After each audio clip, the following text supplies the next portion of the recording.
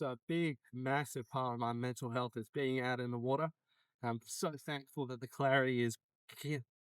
the clarity is gradually becoming more consistent. For the longest time, I lived with depression, 10 plus years, and I found gratitude to be easily one of the hardest things just because of how warped reality is. And it's not even that you're incorrect for viewing reality as so long. It's just that the information you have in the current moment, all pointers are directed to negativity. And you need to be the one to find ways to slowly shift that narrative. And even something as inconsequential as a fish completely shifted my life. So a big part of how I became a freediver is a species called a Macalo scalyfin. And from the surface of the water, they do look pretty unique, or at least for Busselton when I started off. I would swim out maybe 100 meters because I was quite nervous in the water. And from the surface, I would continually see this scaly fin, and they'd be black with basically no character, or as I thought at the time. But as I would return daily, it built up to this big thing. I would always get curious. Super shy as well. So the windows to observe the species were basically 10 seconds. Now, eventually, I built myself up, dove down and held my breath one day, and saw what this strange black kind of generic looking fish was. So I know this now only with experience. A scaly fin in the juvenile and maybe adolescent stages actually have neon blue dots that are super vivid. It's unbelievably eye catching.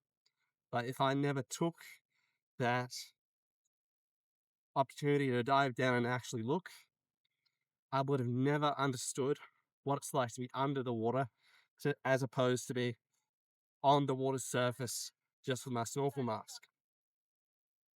And that's a big thing with my life as well. Being deep in what I was, I would spend all my time and I never gave myself opportunities to be outside. But when I did, and I was becoming super consistent, even just as a skateboarder, reality doesn't change like the flip of the switch. It's super gradual. I seem to thrive off passions or healthy addictions. And both these things, buying a cheap set of fins and buying a cheap skateboard, with time, not immediately, made humongous shifts that I never would have personally expected at all. So even something that just sounds pointless at these periods, just give it a crack. Trust me. It can easily grow into something bigger than you'd ever picture. And it took a good level of nihilism and super deep depression. But I actually surprised myself, despite my early life being pretty rough and having lots of challenges in my teenage years, just how much full life I've experienced. And one of the biggest risks that even opened this door was I was working a job I absolutely hate. I was doing trolley collection and working as a cashier for about 9 months. And I was in a horrible headspace at the time.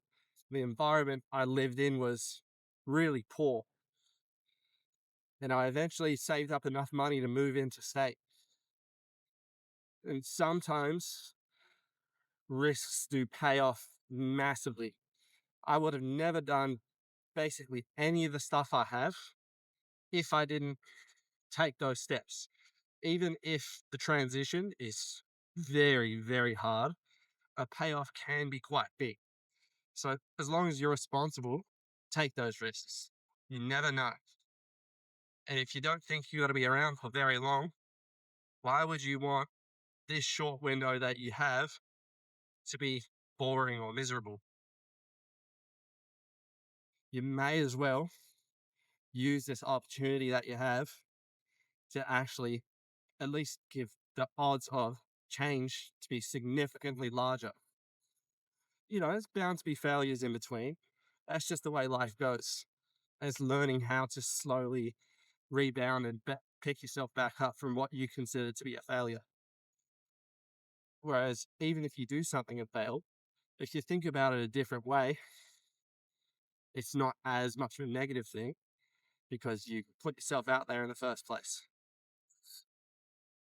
So there's a small amount of swell. Let's go get these long ass fins while I'm sitting down over the railing. A small amount of swell today.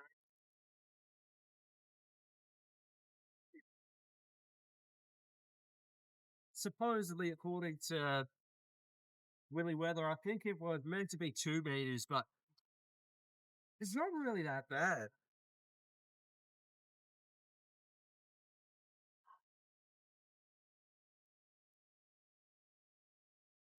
Like, I wouldn't call this 2 meters unless my perspective is just a bit completely off. It's just that it's consistent and they come in sets. So this should be pretty good. And even currently, after quite a lot of growth, it is still definitely challenging to get myself out into life. But I've found there is so much value that I completely miss out on by not actively pushing or somewhat forcing myself to go out and experiencing things. It doesn't feel like it in the moment, but towards the end of whatever you go out and choose to do, you do realize whether it's a huge shift or it's a small one that there is a difference there. An experience with any change is how hope and all the things that are really valuable to overcoming depression slowly start to root from. It's very much like a snowball effect. The more you continually push, the easier it gets to actually roll that snowball, and it does get larger significantly. Uh, Being in life instead of sitting outside of it gets more of a simple task to get yourself to do. But I completely understand for some people really deep in depression, like myself in the past, that being in life doesn't seem to matter. Experiencing positive things doesn't really click because so much negative has wound you down over time, and it's completely reasonable to be in that space. But just know that eventually it likely will be a long time period. It is definitely escapable. Life ebbs and flows, there's ups and downs. For some people, they are for years of their life, those downs. And others, it's shorter, in between stints. Try not to look down on yourself for being in a deep struggle for a long time. But for me personally, I found when I started to do things irrespective of how I felt, that is how I really began any of the necessary cycles, regardless if I was feeling absolutely miserable. I would make myself get out, and getting out can be different for anyone and everyone, but so long as those steps are being taken, those opportunities, whether they're rare or they're super common, do slowly present themselves. Uh, for me, it was years of diving and skateboarding. Well, mainly skateboarding for this specific example, where I was still horribly depressed, just skating around. But the key thing is that I wasn't horribly depressed, depriving myself of all experiences, laying in a bed like I had been for such a long time. But just know when you're ready to get out there. The world is still moving. It's not necessarily waiting for you. And that can be a positive or a negative thing. But there's always so many things, even if it's something small, like little birds or insects when you walk out the door and you go and observe nature. Everything is still rolling on, and there's so much to see.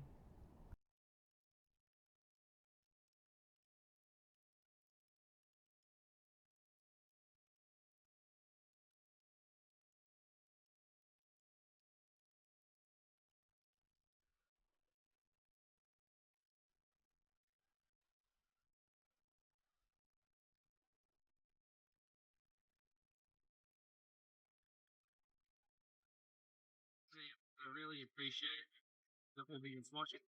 Uh, it'd be cool to know what your favorite species are, or what you think is the most interesting moment of the video.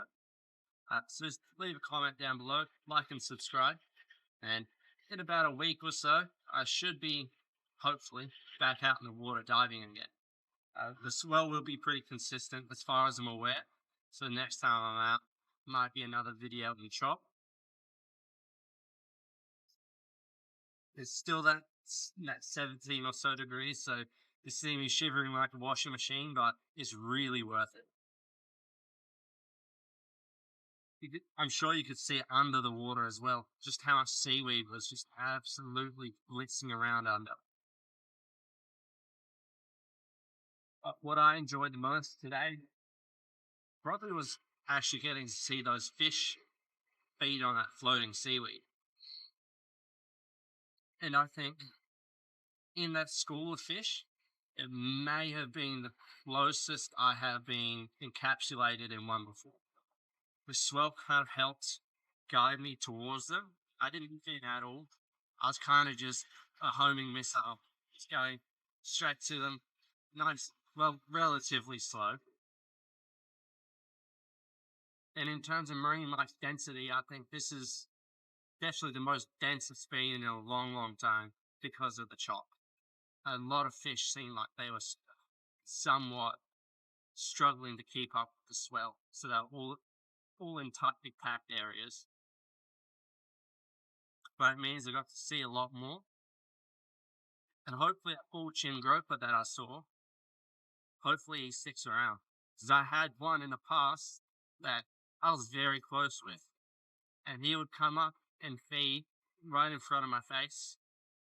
And when I dive down, quite often, we'd share very, very close space.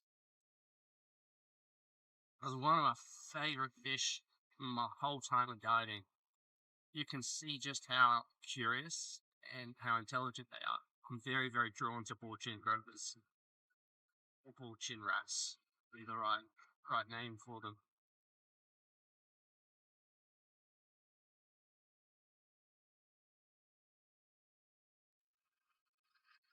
Oh man,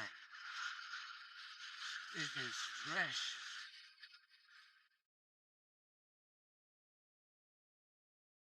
But before it gets too late, I think I'm gonna stop there. You go trek back, 3.6K walk.